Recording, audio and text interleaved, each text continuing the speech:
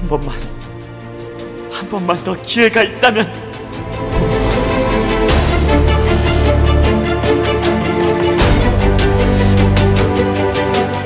Halo cuy, di cerita kali ini saya ingin membawakan manhwa yang berjudul Solo Leveling. Pasti banyak dari kalian yang sudah mengetahui manhwa yang satu ini cuy. Saya akan mencoba menamatkan cerita ini di video-video saya. Jadi mohon untuk dukungannya ya cuy. Oh iya, yang ingin merekomendasikan manhwa atau manga yang ingin dibacakan silahkan ketik judulnya di kolom komentar ya cuy. Diutamakan yang baru atau yang sudah tamat. Nanti yang menarik akan saya ceritakan. Jadi tanpa berlama-lama langsung saja kita ke ceritanya cuy.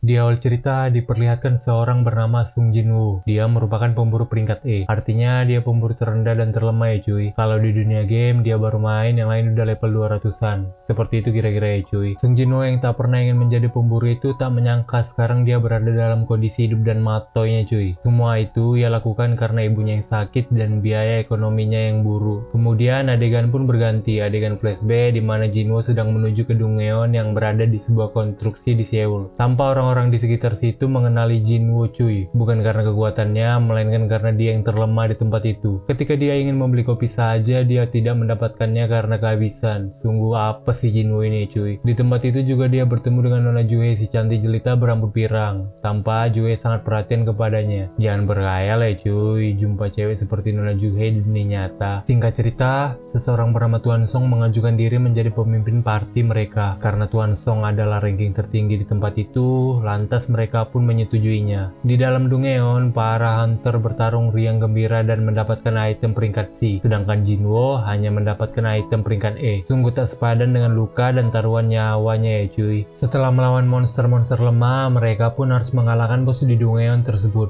agar dapat membuka jalan keluar mereka ya cuy. Tuan Song yang memimpin mengajak mereka semua ke ruangan bos yang berada di balik pintu besar. Karena berbahaya, mereka pun mengadakan voting. Karena hasilnya seri, Jinwoo pun harus menjadi penentu mereka. Jinwoo yang membutuhkan uang buat biaya kuliah adiknya dan biaya rumah sakit ibunya, dia pun memutuskan untuk bertarung melawan bos di Donghaeon tersebut. Jinwoo yang sebelumnya percaya diri tiba-tiba mengurungkan niatnya dan mengatakan penyesalannya kepada Nona Juhye cuy karena telah menyeretnya ke dalam ruangan bos tersebut. Kemudian Tuan Song pun membuka pintu besar dan masuk ke ruangan bos di tempat itu cuy. Mereka semua terlihat sangat terkejut melihat patung-patung yang sedang berbaris dan sebuah patung besar di tengahnya yang sedang duduk. Di tempat itu juga mereka menemukan mantra kuno di sebuah patung cuy. Mantra yang berisi, pertama sembah rajamu, kedua puji rajamu, ketiga buktikan kesetiaanmu, dan yang terakhir sebuah kalimat yang berisikan siapa saja yang tidak mengikuti firman tidak akan kembali hidup-hidup. Mohon diingat ya cuy, nantinya mantra itu akan berguna di jalan ceritanya. Lantas setelah mereka membaca mantra itu, kejadian aneh pun mulai menimpa mereka cuy. Nona Juhye yang melihat sebuah patung yang melirik mereka dan suasana hening serta udara yang dingin di sekitar mereka cuy. Kemudian pintu besar di ruangan itu tiba-tiba tertutup sendiri. Om Botak yang kesal mencoba untuk meninggalkan tempat itu. Naas ketika Om Botak ingin membuka pintu, dirinya ditebas oleh sebuah patung di tempat itu cuy. Mereka yang menyaksikan itu pun sangat panik dan ketakutan.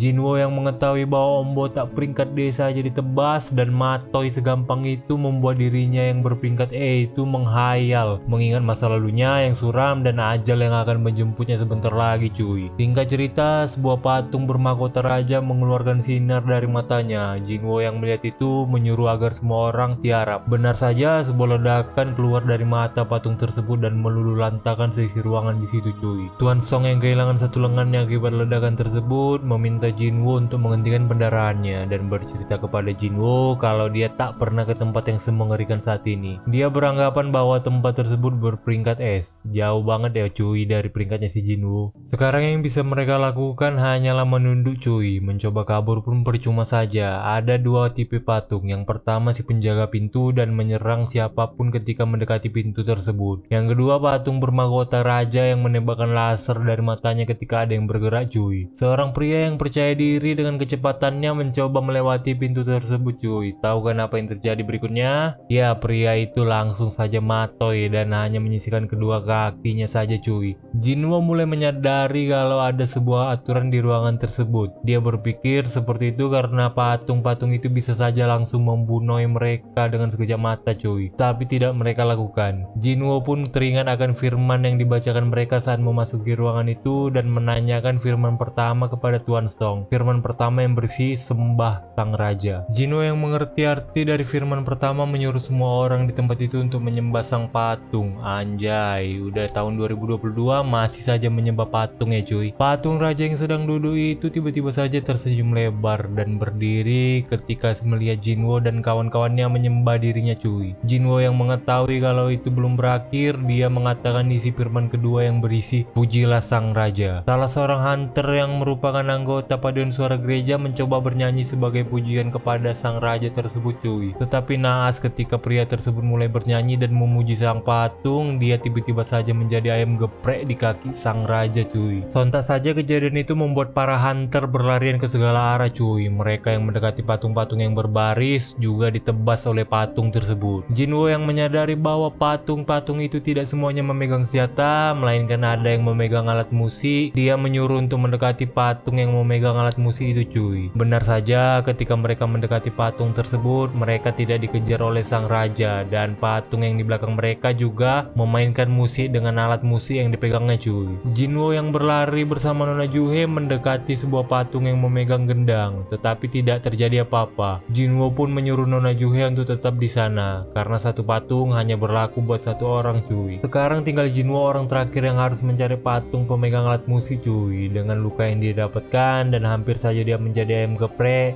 dia pun berhasil berada di dekat patung yang memegang alat musik itu cuy. Dengan itu juga sang raja berhenti menyerangnya. Lalu Nona Juhe berlari dan menghampiri Jinwo. Terlihat wajah Nona Juhe yang terkejut melihat satu kaki Jinwo sudah puntung cuy. Mereka yang awalnya berjumlah 17 orang sekarang hanya tersisa 6 orang cuy. Kemudian ketika mereka berhasil melewati tahap kedua, tiba-tiba saja sebuah altar muncul di hadapan mereka. Altar yang sama seperti di mitologi, di mana altar tersebut digunakan untuk mengorbankan makhluk hidup kepada dewa cuy. Jinwo yang mengerti bahwa itu adalah ujian terakhir mereka karena sama dengan firman terakhir yang berisi buktikan kesetiaanmu. Lantas Tuan Song yang merasa bertanggung jawab telah menyeret mereka ingin mengorbankan dirinya dan menuju ke altar tersebut cuy. Tetapi ada yang aneh, tidak terjadi apa-apa cuy. Kedatangan Tuan Song ke altar itu hanya menghidupkan satu api berwarna merah cuy. Kemudian Jinwo menyuruh agar semua orang untuk menuju ke altar tersebut cuy. Jinwo tak mau gagal di tempat itu. Kalau mereka gagal, gerbang dungennya akan terbuka ke dunia mereka cuy.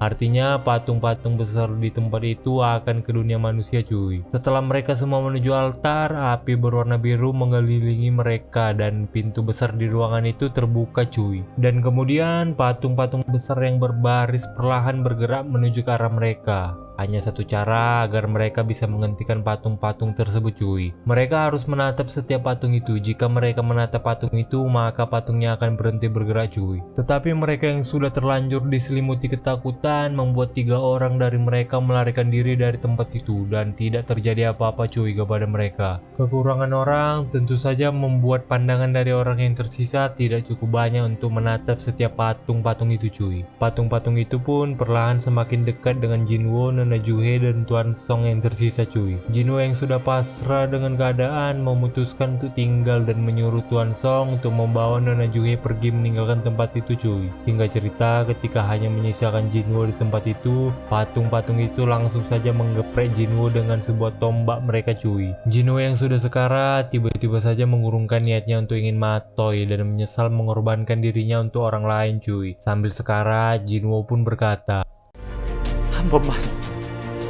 한 번만 더 기회가 있다면. ucapannya tersebut membuat seisi ruangan bergetar cuy. Dia yang hampir ditebas untuk terakhir kalinya tiba-tiba melihat pemberitahuan bahwa dia telah menyelesaikan misi rahasia keberanian pecundang cuy. Dan suara dari pemberitahuan itu juga mengundang Jinwo untuk menjadi seorang player. Kalau Jinwo menolak undangan itu, maka jantungnya akan berhenti langsung cuy. Jinwo yang mendapatkan kesempatan keduanya itu tak menyia-nyiakannya dan mengambilnya untuk menjadi seorang player cuy. Terakhir, Jinwo terlihat sedang awakening dan menyinari seisi ruangan tersebut cuy. 당신만이 절 치유할 수 있습니다.